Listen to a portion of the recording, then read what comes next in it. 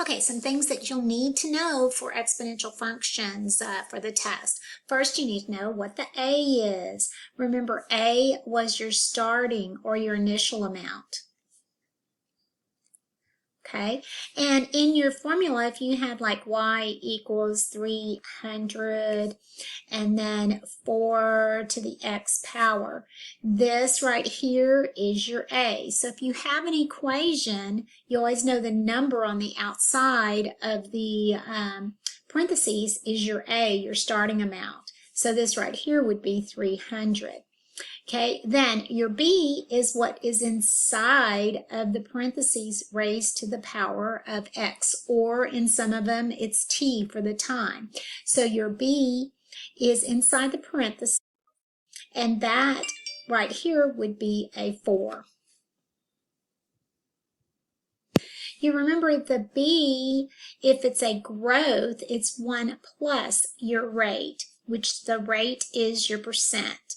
Change to a decimal. If it's a decay, it's 1 minus the rate. Remember, that's a parentheses, percent sign change to a decimal. This was for a growth, and this was for a decay.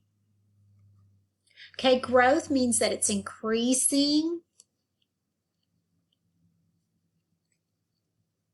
Decay is when it decreases, okay, or depreciates. There was a whole list of words that you could find on either one. All right, now we're going to take a look at some problems that were from week 8's assignment and just go ahead and set up. One thing you're going to have to do on the test is write the equation. And in some others, you're going to just have to be able to solve. So make sure you pay attention. Sometimes it says write and solve, but all you really need to worry about is solving in some particular places. But you can't solve it if you don't have the equation. Okay, so if we take a look, let me shut the light off. Hold on one sec. Okay, here we go. Like if you take a look at, let's just start with number 2. We'll just pick a few of these. The cost of the tuition at college is $12,000 and it is increasing at a rate of 6%. This increasing right here tells me it's a growth. So my B is equal to 1 plus your rate. Okay, right here it tells you the rate. Usually when you see the percent sign, you can find the rate. Okay, so the rate was 6%, so I'm going to divide that by 100 or move it 2 places to the left. So the rate is 0.06. So add that to my 1, and I get 1.06. Okay, so that is my B. Right, so I know in the equation, I'm going to go ahead and put 1.06. I'm going to raise it to some number. Okay, so if I keep going, it says write an exponential growth function to model this situation, which I'm on my way of doing that. Then find the cost of tuition after 4 years. The cost of tuition after 4 years. Okay, so I'm going to put the 4 right here because the years or the amount of time goes up there.